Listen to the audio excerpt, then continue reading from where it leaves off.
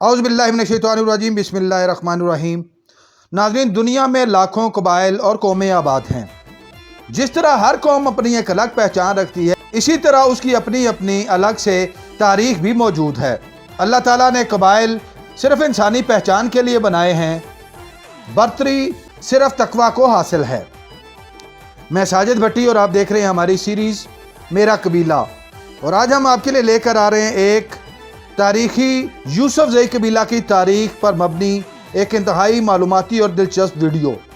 अगर ये वीडियो आपको पसंद आ रही है तो इसको लाइक कीजिए, शेयर कीजिए और मज़ीद मालूमाती वीडियोस हासिल करने के लिए चैनल को सब्सक्राइब कर लीजिए और बेल आइकन को दबाइए। नाज़रीन, यूसुफज़ई पश्तूनों का सबसे बड़ा कबीला है। बाज़ इलाकों में यूसुफज़ई अपने आप को मौलवी और काजी भी कहलाते हैं।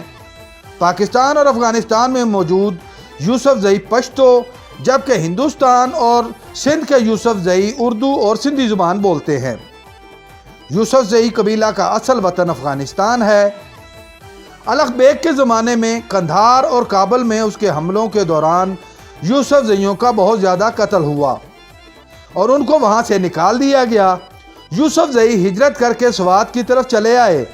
हाकिम स्वात को उनसे बहुत ज़्यादा ख़तरा महसूस हुआ तो उसने उनके खिलाफ महाज खोल दिया। स्वात के हाकिम किंगियाड़ू कबाइल को अलग बेग की हमायत हासिल थी। दोनों कबाइल में जंग हुई।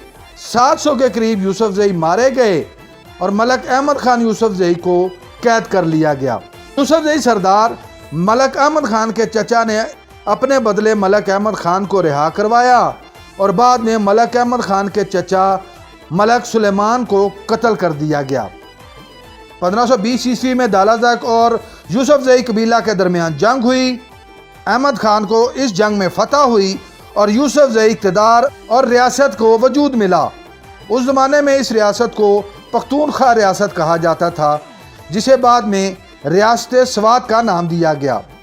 मलक अहमद खान की वफ़ात के बाद गज्जू खान को यूसुफज़ई सरदार और हाकिम बनाया गया। उसने रियासत को बहुत ज़्यादा वुसअत दी। इसकी तफसीलात हम आगे चलकर बयान करेंगे। 17वीं सदी में मुग़ल दरबार के लिखारी नेमतुल्लाह खान अल हिरावी की किताब के मुताबिक यूसुफज़ई कबीला का शजरा कुछ यूँ है। कैस अब्दुल रशीद, उसके यहाँ सरबान या सरबन। कैस अब्दुल रशीद तमाम पश्तूनों का जद्द अमजद है। तफसील के लिए हमारी पहले से मौजूद पठान कौम के तारों पर मबनी वीडियो ज़रूर देखें। सरबान के बाद खरसबान, खरजुबान के बाद कंड, कंड के बाद खाशबे खान, उसके बाद मंड खान। मंड के दो बेटे हुए, उमर और यूसुफ।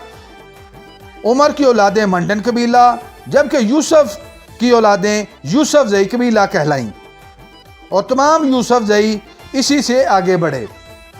यूसुफज़ई कबीला की 100 से ज़ायद ब्रांचें और शाखें हैं, जिनमें अक्काज़ई, उपकखेल, बाबूज़ई, बल्लरज़ई, चेगरज़ई, डबगन खेल, हसनज़ई, कमलज़ई, खान खेल, ख्वाजा खेल, मदा खेल, महाबत खेल, मंडर, खजरज़ई, नियामत खेल, रानीज़ई और ताहिर खेल इंतहाई मशहूर और नुमायाँ हैं। नाज़रीन, यूसुफज़ई कबाइल के बारे में तारीखी ज़िक्र मुग़ल सुल्तान ज़हीरुद्दीन बाबर की किताब बाबरनामा में मिलता है। ज़हीरुद्दीन बाबर ने 1519 के करीब स्वात पर कब्ज़ा की खातर हमला कर दिया। उस वक़्त यूसुफज़ई कबीला का सरदार शाह मंसूर था। दोनों के दरमियान मायदा तय पाया, जिसके तहत शाह मंसूर की बेटी बीबी मुबारका की शादी ज़हीरुद्दीन बाबर के साथ कर दी गई। बीबी मुबारका ने मुग़लों और यूसुफज़ई कबाइल के दरमियान बेहतरीन ताल्लुकात के लिए अहम किरदार अदा किया। 1526 ईस्वी में ज़हीरुद्दीन बाबर हिंदुस्तान की तरफ बढ़ा तो पानीपत की लड़ाई में इब्राहिम लोदी के खिलाफ यूसुफज़ईयों ने ज़हीरुद्दीन बाबर का साथ दिया और उसको फतह दिलवाई। इस जंग में बीबी मुबारका के भाई मुनीर जमाल ने अहम किरदार अदा किया। बाद मुग़ल दौरे हुकूमत में शहनशाह अकबर और हुमायूं ने मुनीर जमाल को अहम ओहदे दिए। वक्त के साथ साथ मुग़लों और यूसुफज़ई कबाइल के दरमियान इख्तिलाफात बढ़ते चले गए। 1580 ईस्वी में पीर रोशन खान की मुग़लों के खिलाफ रोशनाई तहरीक में यूसुफज़ई कबाइल ने मुग़लों के खिलाफ बगावत कर दी। 1585 में अकबर ने बीरबल और जैन खान की क़यादत में इस बगावत को कुचलने के लिए फ़ौज भेजी। 1586 ईस्वी में दर्रा कारा कर के करीब बीरबल समेत मुगल फौज के 8,000 फौजी मारे गए। इस जंग में यूसुफजई फौज की क़यादत कालू खान कर रहा था। शहनशाह अकबर के दौर में मुगल फौज का ये सबसे बड़ा नुकसान था। 1610 में पीर रोशन खान के पोते अब्दुल कादिर की क़यादत में यूसुफजई और दीगर कबाइल ने पेशावर में मुगल फौज पर हमला कर दिया। 1667 में यूसुफजइयों ने एक मरतबा फिर मुगलों के खिलाफ बगावत कर दी। दिल्ली से मोहम्मद अमीन खान 9,000 की मुगल फौज लेकर इस बगावत को कुचलने के लिए निकला। इन मार्कों में मुगलों ने यूसुफजई कबाइल के अक्सर इलाकों पर कब्जा कर लिया, मगर लाख कोशिश के बावजूद स्वात और गिरदोनवा के इलाके हासिल नहीं कर सके। अहमद शाह अब्दाली ने अपने दौरे हुकूमत में अफगानिस्तान के 4 इंतजामी कबायली यूनिट दुर्रानी, खिलजी, सौर या सूर, जिससे सूरी खानदान आगे बढ़ा, और बार दुरानी बनाए। यूसुफजई कबाइल को बार दुरानी में शामिल किया गया। बार दुरानी को रोहिला भी कहा जाता है। इसके तहत भारतीय इलाका रोहेल खंड के यूसुफजई कबाइल को मुनज़्ज़म किया गया। एक मशहूर रोहिला चीफ नजीबुद्दौला का ताल्लुक भी यूसुफजई कबीला से था, जिसने रोहेल खंड पर हुकूमत की और नजीबाबाद शहर आबाद किया। सन 1757 ईस्वी में अहमद शाह अब्दाली की दिल्ली पर हमले के वक्त नजीबुद्दौला ने अब्दाली का साथ दिया। दिल्ली पर कब्जे के बाद अब्दाली तो वापस चला गया, मगर तख्त आलमगीर सानी के हवाले कर दिया, लेकिन असल इख्तियारात नजीबुद्दौला के पास थे। नजीबुद्दौला का ये इक़्तिदार सन 1770 तक कायम रहा। सन 1761 में नजीबुद्दौला सहारनपुर का गवर्नर था। पानीपत की तीसरी लड़ाई में उसने अहमद शाह अब्दाली का साथ देते हुए हजारों फौजियों के साथ मरहटों को शिकस्त दी। सन 1770 में नजीबुद्दौला की वफात के बाद उसका बेटा ज़बीतिया खान हुक्मरान बना, जिसने 1772 में मराठों से शिकस्त खाई, मगर नजीबाबाद पर रोहिला खानदान की हाकमियत 1857 तक कायम रही। 1857 की अंग्रेज़ों के खिलाफ बगावत में रोहिलाज को हतमी शिकस्त हुई। सवात और दीर में भी यूसुफजई कबीला ने अपनी रियासतें कायम की। सन 1849 में यूसुफजई कबीला ने सैदू बाबा की क़यादत में रियासत सवात की बुनियाद रखी, जिसको पहले रियासत पख्तूनख्वा कहा जाता था। पीर बाबा की नस्ल से ताल्लुक़ रखने वाले सैयद अकबर शाह पहले हुक्मरान बने। सन 1857 में अकबर शाह की वफात के बाद सैदू बाबा ने इक़्तिदार संभाला। सन 1926 में अंग्रेज़ों ने हाकिम सवात मियान गुल अब्दुल वदूद को वालिय सवात का टाइटल दिया। ये रियासत क़याम पाकिस्तान के बाद पाकिस्तान से मुल्हिक हुई और सन 1969 में पाकिस्तान में बाकायदा तौर पर जम हो गई। रियासत सवात के बारे में तफसीलात जानने के लिए हमारी पहले से मौजूद वीडियो रियासत सवात की तारीख ज़रूर देखिए।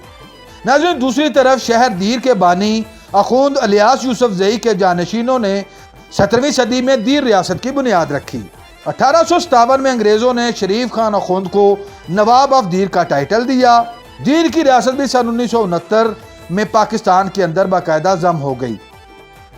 नाज़रीन, सवात और गिरदनवा के यूसुफजई पख्तूनों के यहाँ मुख्तलिफ तरह की तबकाती तकसीम बनाई गई। यूसुफजई कबीला के एक सूफी बुजुर्ग शेख माली ने तमाम बड़े कबाइल के बाहमी झगड़े से बचने के लिए खित्ते की तमाम ज़मीनें कबाइल के दरमियान तकसीम कर दी। फैसले के मुताबिक ये ज़मीनें उन कबाइल की मुश्किल मलकियत न थीं, बल्कि हर 10 साल के बाद कबाइल की ज़मीनें तब्दील होती रहीं और एक कबीले की ज़मीन दूसरे और दूसरे की तीसरे को मुंतकिल होती रहीं। इस तरह कबाइल हर 10 साल बाद अपनी नई ज़मीनों पर मुंतकिल हो जाते। इस सिस्टम को वैश सिस्टम कहा जाता था, जो कि सन 1920 तक कायम रहा। इस सिस्टम के तहत मुआशरती तौर पर 5 तबकात बनाए गए, जिनमें पहले नंबर पर खान, ये इलाके के ज़िम्मेदार होते। तमाम ज़मीनों पर इनका अख्तियार और कंट्रोल था। ये इलाके के सरदार और खान कहलाते थे। उसके बाद हमसाया, ये ऐसे यूसुफजई पश्तून थे जिनको बाकायदा ज़मीनें तो ना मिली, लेकिन ये उन्हीं ज़मीनों के इर्द गिर्द मुकीम थे, जिसकी वजह से उन्हें हमसाया कहा जाता था। और इन हमसायों के भी खान की आमदन और अनाज के अंदर बाकायदा हिस्सा होता था। तीसरा तबका फ़कीर, ये गैर पश्तून, बेज़मीन और करीबी रिहायशी ऐसे नादार लोग थे جن کا آمدن کا کوئی ذریعہ نہیں تھا۔ ان کے تمام تر رزق کا انحصار خان کی عنایات پر ہوتا تھا۔ چوتھے نمبر پر ملاٹر، یہ اس زمانے کے خدام تھے کہ اپنی پیشہ ورانہ خدمات خان اور دیگر قبائلی سردار کو پیش کرتے، جیسے نائی، موچی، کسائی وغیرہ، اور ان کو سالانہ اناج دیا جاتا تھا۔